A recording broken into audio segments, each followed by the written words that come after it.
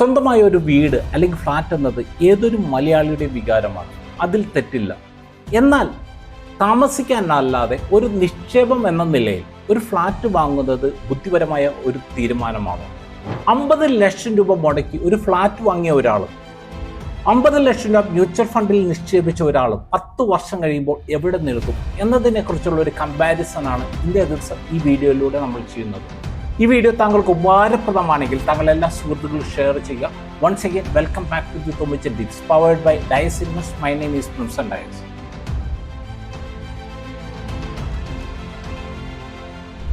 Thommichan tips എന്ന financial video ബ്ലോഗിന്റെ പുതിയ എപ്പിസോഡുമായി നിങ്ങളുടെ മുമ്പിൽ വരുവാൻ എന്നെ അനുവദിച്ച ദൈവത്തിന് നന്ദി. നമുക്ക് താമസിക്കാൻ വേണ്ടി ഒരു വീടോ ഫ്ലാറ്റോ വാങ്ങുന്നതിൽ ഒരു തെറ്റുമില്ല. എന്നാൽ വാടക കിട്ടുമല്ലോ, അല്ലെന്നുണ്ടെങ്കിൽ 5 വർഷം 10 വർഷം കഴിയുമ്പോൾ വിൽക്കുമ്പോൾ എനിക്ക് ക്യാപിറ്റൽ അപ്രിസിയേഷൻ കിട്ടുമല്ലോ എന്ന് വിചാരിച്ച് ഒരു ഫ്ലാറ്റ് വാങ്ങുന്നതിനെ കുറിച്ചാണ് ഇന്നേ ദിവസം നമ്മൾ പരിശോധിക്കാൻ പോകുന്നത്. ഇപ്പൊ നമുക്കറിയാം, ഇപ്പൊ കേരളത്തിൽ നിങ്ങൾ റിസർച്ച് ചെയ്ത് കഴിഞ്ഞാൽ നിങ്ങൾക്ക് മനസ്സിലാക്കാവുന്ന ഒരു കാര്യം എന്താണെന്ന് വെച്ച് കഴിഞ്ഞാൽ, ഓൺ ആൻ ആവറേജ് നമുക്ക് ഒരു റെന്റൽ ഇൻകം ആയിട്ട് കേരളത്തിൽ നിന്ന് നമുക്ക് കിട്ടുന്നത് ഏകദേശം 2 to 3% ആണ്. അതായത് ഈവൻ ബാങ്കിന്റെ സേവിങ് ബാങ്ക് അക്കൗണ്ടിന്റെ ഇൻട്രസ്റ്റ് പോലും നോർമൽ സിറ്റുവേഷനിൽ നമുക്ക് ലഭിക്കാറില്ല. എളുപ്പത്തിൽ ഇത് മനസ്സിലാക്കാൻ വേണ്ടി നമുക്ക് നമ്മുടെ 2 സുഹൃത്തുക്കളെ എടുക്കാം. അതായത് നമ്മുടെ ജോസിച്ചനെ തൊമ്മിച്ചനെ എടുക്കാം. അതായത് ഇവരുടെ 2 പേരുടെ പക്കൽ ഇപ്പൊ 50 ലക്ഷം രൂപ ഉണ്ടെന്ന് വിചാരിക്കുക. ഇതിൽ ജോസിച്ചൻ എന്ത് ചെയ്തു? ജോസിച്ചൻ ഒരു ഫ്ലാറ്റ് ഇപ്പൊ എറണാകുളത്ത് അല്ലെന്നുണ്ടെങ്കിൽ ഏതെങ്കിലും ഒരു സ്ഥലത്ത് ഒരു ഫ്ലാറ്റ് വാങ്ങി.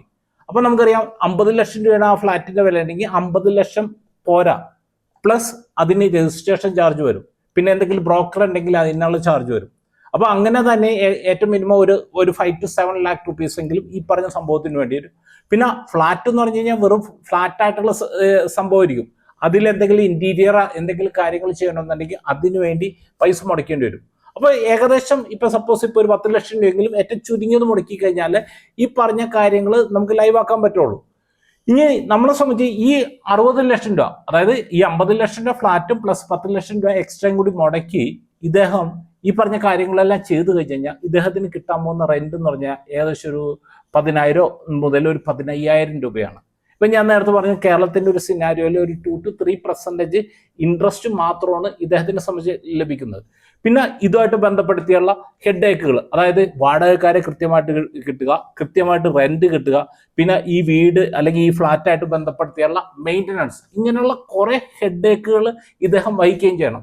അപ്പൊ ഇതെല്ലാം കഴിഞ്ഞതിന് ശേഷം ഇദ്ദേഹത്തിന് നെറ്റ് എന്ത് കിട്ടുന്നുണ്ട് എന്ന് ചോദിച്ചു കഴിഞ്ഞാൽ, ഇപ്പൊ പലപ്പോഴും പല കണക്കുകളും ഞാൻ കണക്കൂട്ടി നോക്കിയ സമയത്ത് ഒരു മിക്ക കേസുകളിലും ഏകദേശം 1% അല്ലെങ്കിൽ 1.5% ഈ പറഞ്ഞ സംഭവങ്ങളെല്ലാം കഴിഞ്ഞിട്ട് നെറ്റ് ഈ പറഞ്ഞ വ്യക്തിക്ക് കിട്ടുന്നത്. അതോടൊപ്പം തന്നെ ഫ്ലാറ്റിനുള്ള ഒരു പ്രശ്നം എന്താണെന്ന് വെച്ച് കഴിഞ്ഞാൽ, 10 വർഷം കഴിയുന്ന സമയത്ത് ഈ ഫ്ലാറ്റ് എന്നത് പഴയതായി, ആ സമയത്ത് ഈ ഫ്ലാറ്റിന് ഡിപ്രിസിയേഷൻ സംഭവിക്കും. ആ സമയത്ത് നമുക്കിത് വിൽക്കാൻ നോക്കിക്കഴിഞ്ഞാൽ നമുക്ക് ലിക്വിഡിറ്റി വേണ്ട രീതിയിൽ കിട്ടണമെന്നും ഒരു നിർബന്ധമില്ല. അതേസമയം ഇപ്പൊ നമ്മുടെ ഒക്കെ ലാൻഡ് ആണെങ്കിൽ അതിന് ഡിപ്രിസിയേഷൻ അല്ല അപ്രിസിയേഷൻ കിട്ടും. പക്ഷെ ഫ്ലാറ്റ് എന്ന് പറയുന്ന ഒരു സംഭവം വർഷം കഴിയും തോറും, അതായത് ഇപ്പൊ നമ്മളെ സംബന്ധിച്ച് നമുക്ക് ഒരു 10 വർഷം 15 വർഷം കഴിഞ്ഞ ഒരു ഫ്ലാറ്റ് വാങ്ങാൻ നമുക്ക് താല്പര്യം ഉണ്ടാവില്ല. നമുക്ക് പുതിയ ഫ്ലാറ്റ് വാങ്ങാനായിരിക്കും നമുക്ക് കൂടുതൽ താല്പര്യം.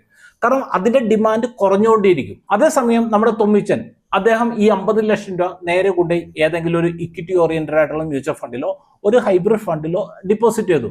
അവിടെ നമുക്കറിയാം എൻട്രി ലോഡൊന്നും ഇല്ല. ഇപ്പൊ നമുക്ക് ഇപ്പൊ ലാൻഡ് മേടിക്കുന്ന സമയത്ത് അവിടെ രജിസ്ട്രേഷൻ ചാർജ്, ബ്രോക്കർ ചാർജ്, അങ്ങനത്തെ കുറെ സംഭവങ്ങളെല്ലാം വന്ന പോലെ ഇവിടെ എൻട്രി ലോഡൊന്നും ഇല്ല. ഈ 50 ലക്ഷം രൂപ നെറ്റ് ഇൻവെസ്റ്റ്മെന്റിലേക്കാണ് പോകുന്നത്. ഇദ്ദേഹത്തിനെ സംബന്ധിച്ച് ഒരു 10% അല്ലെങ്കിൽ ഒരു 12% റിട്ടേൺസ് ആണ് ലഭിക്കുന്നതെങ്കിൽ ഏകദേശം ഈ ഒരു 10 വർഷം കഴിയുന്ന സമയത്ത് ഈ 50 ലക്ഷം രൂപ 1,30,00,000 1,50,00,000 ആയിട്ടുണ്ടാവും. എൻ്റെ ഒരു ചോദ്യം ഇതാണ്, ഇവിടെ നമ്മുടെ തൊമ്മിച്ചനെ പോലെ ജോസിച്ചനും 50 ലക്ഷം അല്ല 60 ലക്ഷം രൂപ മുടക്കി. ഇപ്പൊ തൊമ്മിച്ചനെ സംബന്ധിച്ച് ഈ 10 വർഷം കഴിഞ്ഞ സമയത്ത് ഈ 1,30,00,000 അല്ലെങ്കിൽ 1,50,00,000 രൂപ ലഭിച്ച സമയത്ത്, ജോസിച്ചനെ സംബന്ധിച്ച് ഈ 10 വർഷം കഴിഞ്ഞ ഈ ഫ്ലാറ്റിന് ആ സമയത്ത് ഈ പറഞ്ഞ 1,30,00,000 രൂപയോ 1,50,00,000 രൂപയോ ലഭിക്കുമോ? സാധ്യത വളരെ കുറവാണ്. റിട്ടേൺ മാത്രമല്ല, വേറെ പല ഫാക്ടേഴ്സും ഇപ്പൊ ഇതുമായിട്ട് ബന്ധപ്പെടുത്തി നമുക്ക് പറയാൻ പറ്റും. ഫോർ എക്സാമ്പിൾ പറഞ്ഞു കഴിഞ്ഞാൽ, ഇപ്പൊ ഫ്ലാറ്റിന്റെ ലിക്വിഡിറ്റി, ഇപ്പൊ താങ്കൾക്ക് ഈ പറഞ്ഞ 10 വർഷം പഴക്കമുള്ള ഈ ഒരു ഫ്ലാറ്റ് താങ്കൾ വിൽക്കാൻ നോക്കിക്കഴിഞ്ഞ് കഴിഞ്ഞാൽ അത് വിൽക്കണമെന്നുണ്ടെങ്കിൽ ഇപ്പൊ വർഷങ്ങൾ അല്ലെങ്കിൽ ചിലപ്പോൾ മാസങ്ങൾ എടുത്തുന്നിരിക്കും. അതേസമയം ഈ പറഞ്ഞ എമൗണ്ട് ഇപ്പൊ 50 ലക്ഷം അല്ല 50 കോടി രൂപ മ്യൂച്വൽ ഫണ്ടിലുണ്ടെങ്കിൽ പോലും താങ്കളെ സംബന്ധിച്ച് റിഡംഷൻ റിക്വസ്റ്റ് കൊടുത്തു കഴിഞ്ഞാൽ 3ാമത്തെ വർക്കിംഗ് ഡേ താങ്കളെ സംബന്ധിച്ച് താങ്കൾക്ക് ഈ ഒരു തുക ലഭിക്കും. പിന്നെ ഞാൻ നേരത്തെ സൂചിപ്പിച്ച ഒരു കാര്യം തന്നെയാണ് എൻട്രി. ഇപ്പൊ നമുക്കറിയാം, ഒരു ഫ്ലാറ്റ് വാങ്ങുന്ന സമയത്ത് നമുക്ക് ഫ്ലാറ്റിന്റെ വില മാത്രമല്ല, രജിസ്ട്രേഷൻ ചാർജ്, ബ്രോക്കർ ചാർജ്, അങ്ങനെയുള്ള കുറെ ചാർജുകളെല്ലാം വരും. പിന്നെ നമ്മൾ ഇന്റീരിയർ അല്ലെങ്കിൽ അങ്ങനത്തെ എന്തെങ്കിലും ഫർണിച്ചറൊക്കെ മേടിച്ചിട്ട് കഴിഞ്ഞാൽ അത് വിൽക്കുന്ന സമയത്ത് അതിനൊന്നും ഒരു മൂല്യവും കിട്ടില്ല. അതേസമയം മ്യൂച്വൽ ഫണ്ടിലേക്ക് വരുന്ന സമയത്ത് നമുക്ക് അങ്ങനത്തെ ഒരു പ്രശ്നവും അവിടെ ഇല്ല. ഇനി 3ാമതായിട്ട് നമ്മൾ നോക്കിക്കഴിഞ്ഞാൽ മാനേജ്മെന്റ് ഹെഡേക്ക്. ഇപ്പൊ താങ്കളിപ്പോൾ ഒരു ഫ്ലാറ്റ് എടുക്കണമെങ്കിൽ അതിന് പറ്റിയ താങ്കൾ ഒരു വാടകക്കാരനെ കണ്ടെത്തണം.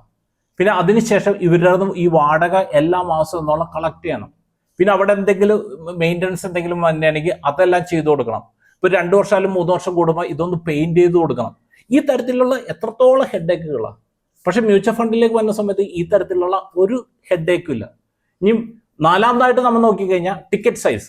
ഇപ്പൊ താങ്കൾക്ക് ഇപ്പോൾ ഒരു ഫ്ലാറ്റ് വാങ്ങണമെന്നുണ്ടെങ്കിൽ ഏറ്റവും ചുരുങ്ങിയത് ഇപ്പൊ ഈ പറഞ്ഞ പോലെ 40-50 ലക്ഷം രൂപയിൽ ഏറ്റവും ചുരുങ്ങിയത് വേണം. പക്ഷെ മ്യൂച്വൽ ഫണ്ടിൽ വേണമെങ്കിൽ നമുക്ക് ഒരു 1000 റുപ്പീസ് തുടങ്ങി ഏതൊരു സാധാരണ ഒരു വ്യക്തിക്കും അവിടെ എൻട്രി ചെയ്യാൻ പറ്റും. അപ്പൊ സാധാരണ രീതിയിൽ നമ്മളിപ്പോൾ എന്ത് ചെയ്യണം, ഈ 40 ലക്ഷം അല്ലെങ്കിൽ 50 ലക്ഷം രൂപ വേണ്ട സമയത്ത് നമ്മൾ അതിനുവേണ്ടി ഒരു ലോണും കൂടി എടുത്തിട്ടാണ് നമ്മൾ ഇത് വാങ്ങിയിട്ട് കൊടുക്കുന്നത്. അപ്പൊ ഈ 10 വർഷം കൊണ്ട് താങ്കൾ ഈ ലോണെല്ലാം അടിച്ചു കഴിയുമ്പോഴേക്കും ഈ പറഞ്ഞ 50 ലക്ഷം രൂപ ലോൺ എടുത്തിട്ട് താങ്കൾ ഫ്ലാറ്റ് വാങ്ങിക്കഴിഞ്ഞാൽ അതിലേക്ക് ഇൻട്രസ്റ്റ് ആയിട്ട് കൊടുക്കുന്നത് വലിയൊരു തുകയായിരിക്കും. അപ്പൊ ഇതെല്ലാം കഴിച്ചതിന് ശേഷം ഇപ്പൊ താങ്കളെ സംബന്ധിച്ച് എന്ത് നെറ്റ് പ്രോഫിറ്റ് ആണ് അവിടെ നിന്ന് ലഭിക്കാനുള്ളത്? മ്യൂച്വൽ ഫണ്ടിൽ ഇത്തരത്തിലുള്ള പല ഗുണങ്ങളും ഉണ്ടെങ്കിൽ എന്തുകൊണ്ട് ഈ മ്യൂച്വൽ ഫണ്ട് ഈ പറഞ്ഞ സംഭവങ്ങളെല്ലാം വിട്ടിട്ട് ആളുകൾ ഈ റിയൽ എസ്റ്റേറ്റിന്റെ പുറകെ പോകുന്നുണ്ട് എന്ന് ചോദിച്ചു കഴിഞ്ഞാൽ അതിന് ഏറ്റവും പ്രധാനപ്പെട്ട ഒരു കാര്യം, ഇപ്പോൾ ഒരു റിയൽ എസ്റ്റേറ്റ്, ഇപ്പൊ ഞാനൊരു ഫ്ലാറ്റ് വാങ്ങിയാൽ അതെനിക്ക് കാണാൻ പറ്റും. പക്ഷെ മ്യൂച്വൽ ഫണ്ടിനെ സംബന്ധിച്ച് നമുക്ക് കാണാനൊന്നുമില്ല. നമുക്ക് സ്റ്റേറ്റ്മെന്റിൽ ആ വാല്യുവേഷൻ മാത്രമേ നമുക്ക് കാണാൻ പറ്റുള്ളൂ. അപ്പൊ കാണുന്ന സംഭവത്തിനോട് നമുക്ക് ഒരു ഇമോഷണൽ ടച്ച് വളരെ കൂടുതലായിരിക്കും. അത് മാത്രമാണ് അവിടെ ഉള്ളത്.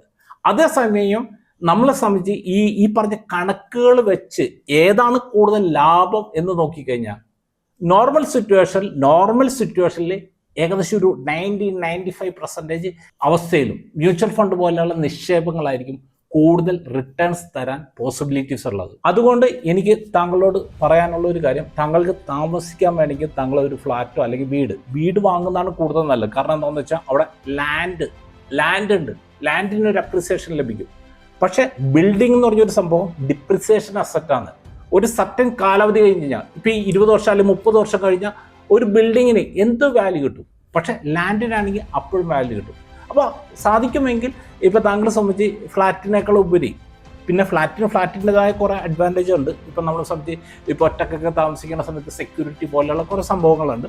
പക്ഷെ നമ്മളെ സംബന്ധിച്ച് ഒരു ഇൻവെസ്റ്റ്മെന്റ് എന്നുള്ള ഒരു ആംഗിളിൽ നോക്കുന്ന സമയത്ത് നമുക്ക് ഈ ലാൻഡ് ഉൾപ്പെടെയുള്ള വീടാണെങ്കിൽ കുറച്ചും കൂടി ബെറ്റർ ആയിരിക്കും. അത് സ്വന്തം താമസിക്കാൻ. അതിനുശേഷം ഒരു നിക്ഷേപം എന്നുള്ള രീതിയിൽ ഈ തരത്തിലുള്ള മ്യൂച്വൽ ഫണ്ട്, ഗോൾഡ് പോലെയുള്ള മറ്റ് പല അസറ്റ് ക്ലാസ്സുകളും പരിഗണിക്കുന്നത് വളരെ നല്ലതായിരിക്കും. അപ്പോൾ ഇതുമായിട്ട് ബന്ധപ്പെടുത്തി താങ്കൾക്ക് എന്തെങ്കിലും സംശയം ഉണ്ടെങ്കിൽ താങ്കൾക്ക് ഞങ്ങളെ സപ്പോർട്ട് ഡെസ്കായിട്ട് കോൺടാക്ട് ചെയ്യാവുന്നതാണ്. അടുത്ത ആഴ്ച നമുക്ക് സാമ്പത്തിക മേഖലയിൽ പുത്തൻ വിശേഷങ്ങളുമായി നമുക്ക് തൊമ്മിച്ച് ടിപ്സ് നമുക്ക് വീണ്ടും കാണാം. Okay, wish you all the best.